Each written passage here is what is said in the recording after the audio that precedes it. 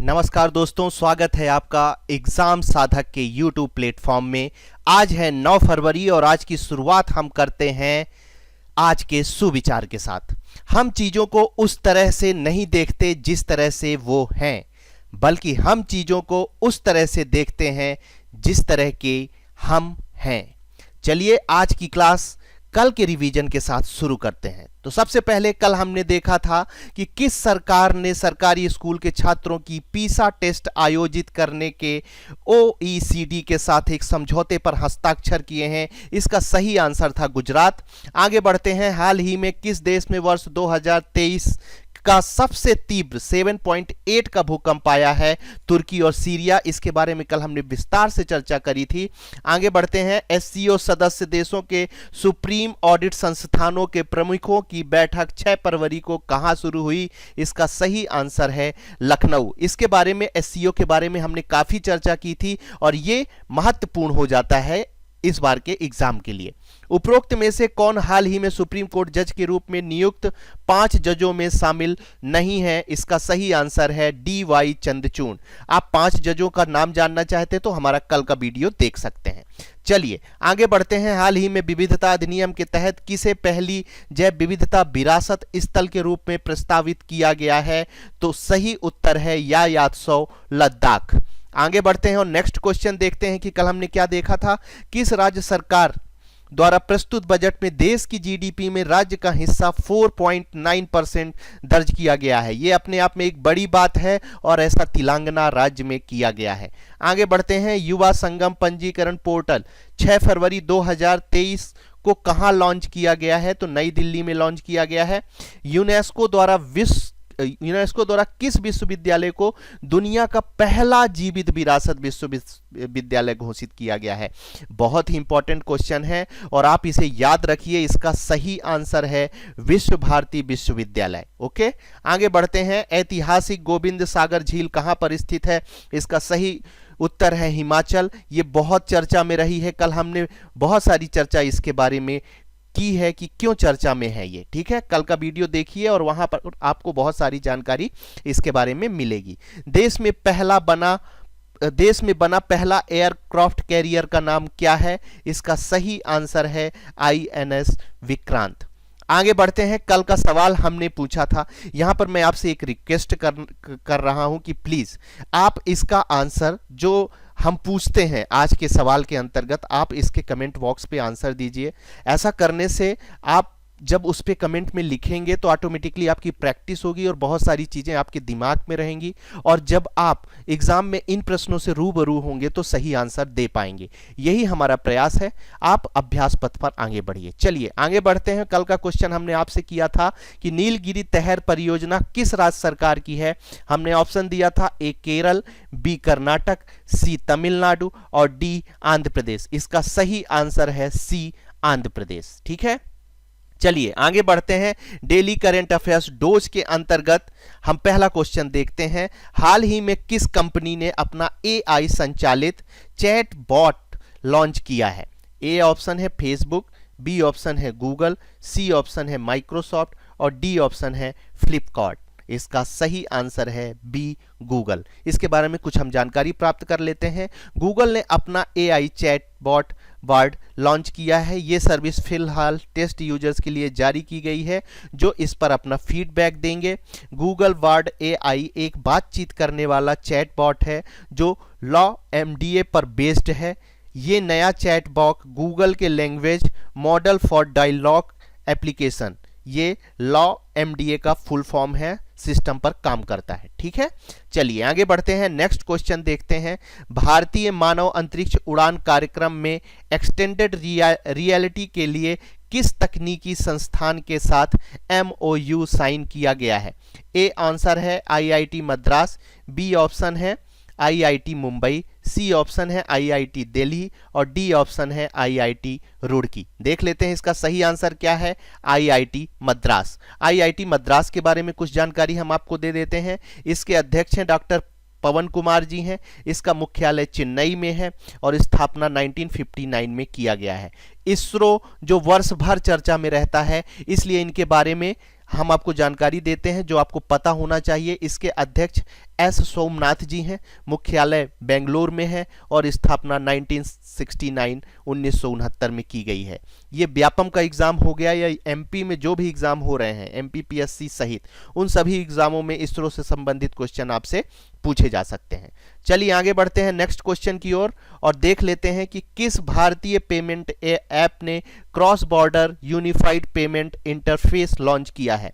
हमारा option A Paytm है, B जियो पे है, सी फोन पे है और डी भारत पे है और इसका सही आंसर है सी फोन पे। Cross border unified payment interface भुगतानों को सक्षम करने वाला भारत का पहला फिनटेक प्लेटफॉर्म बन गया है। ठीक है, यूपीआई इंटरनेशनल का उद्देश्य विदेशों में यात्रा करने वाले लाखों भारतीयों के लेन देन को सुरक्षित और सरल बनाना है।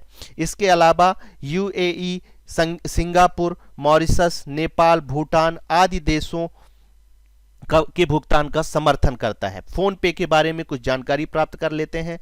भारत में सबसे मूल्यवान फिनटेक कंपनी है। इसके संस्थापक समीर निगम है।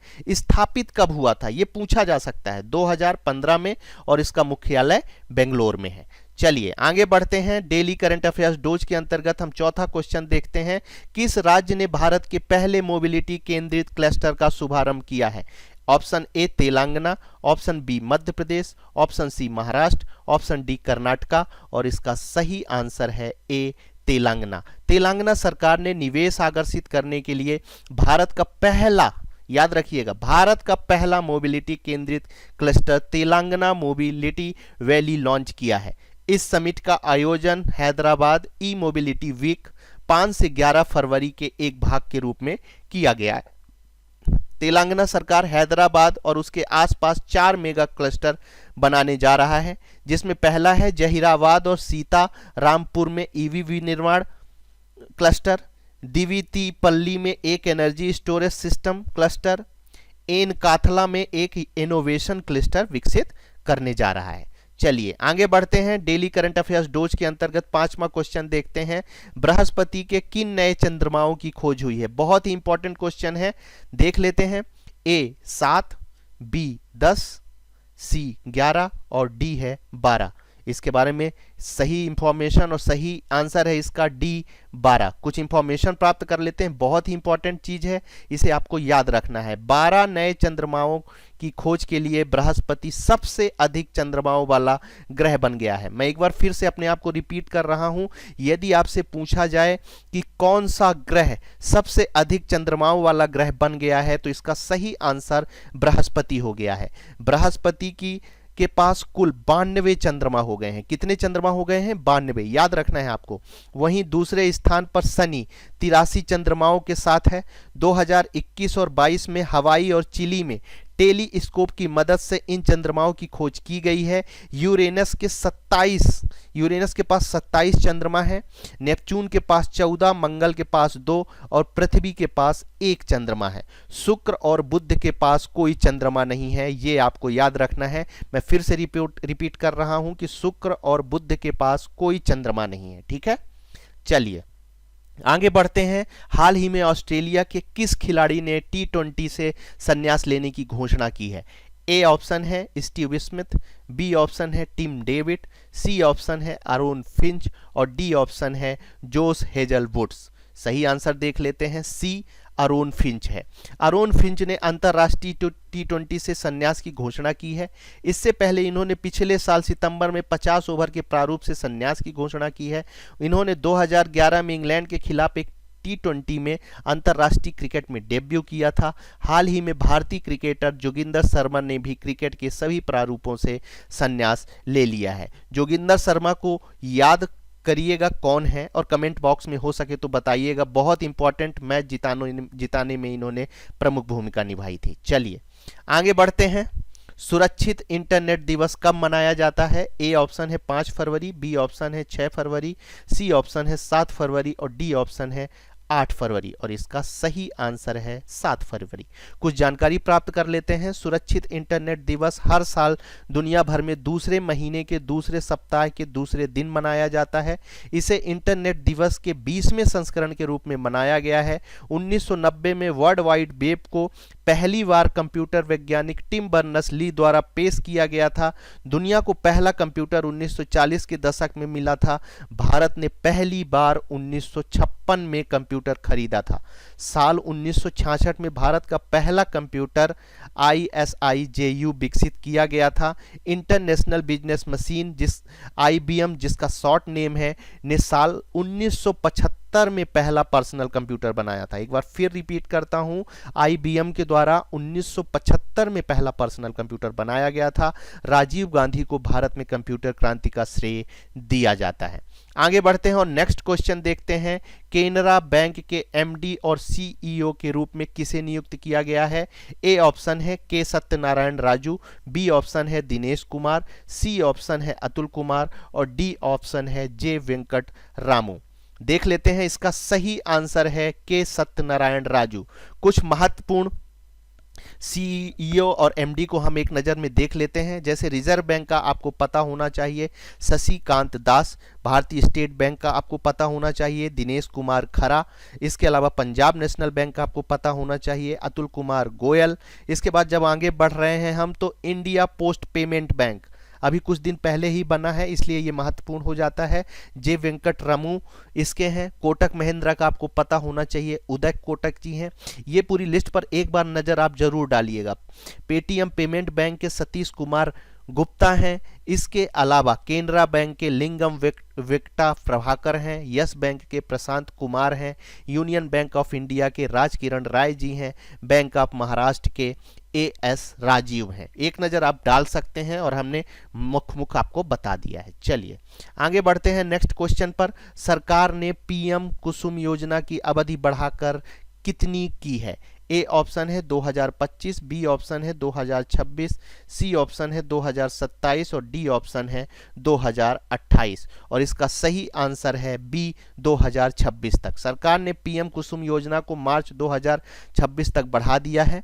प्रधानमंत्री किसान ऊर्जा सुरक्षा और उत्थान महाअभियान PM कुसुम योजना 2019 में शुरू की गई थी। ये इंपॉर्टेंट हो गया है, ठीक है।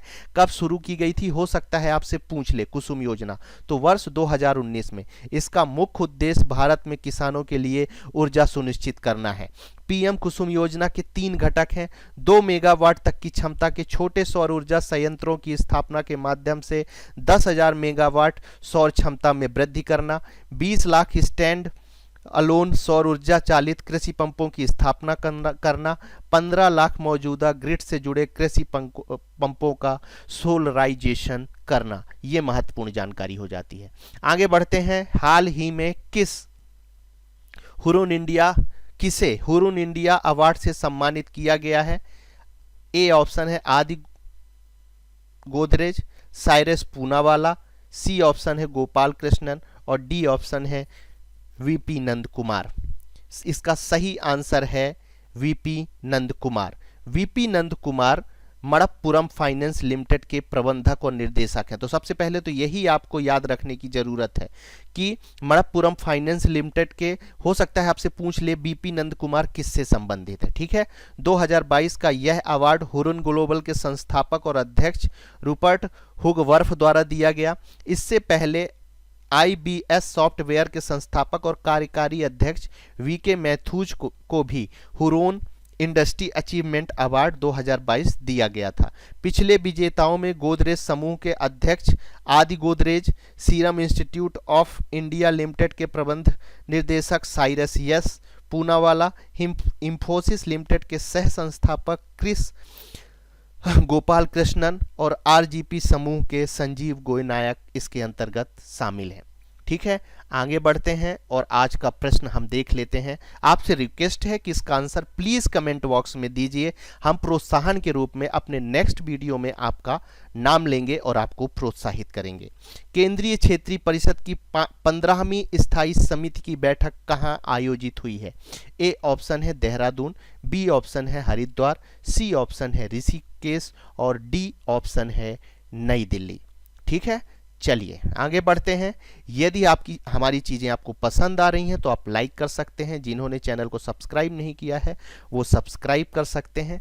यदि आप इस वीडियो की मतलब इस क्लास की करंट अफेयर्स की पीडीएफ डाउनलोड करना चाहते हैं तो हमारे चैनल टेलीग्राम चैनल साधक द अचीवर में डाउनलोड कर सकते हैं, जिसकी लिंक डिस्क्रिप्शन में दी हुई है।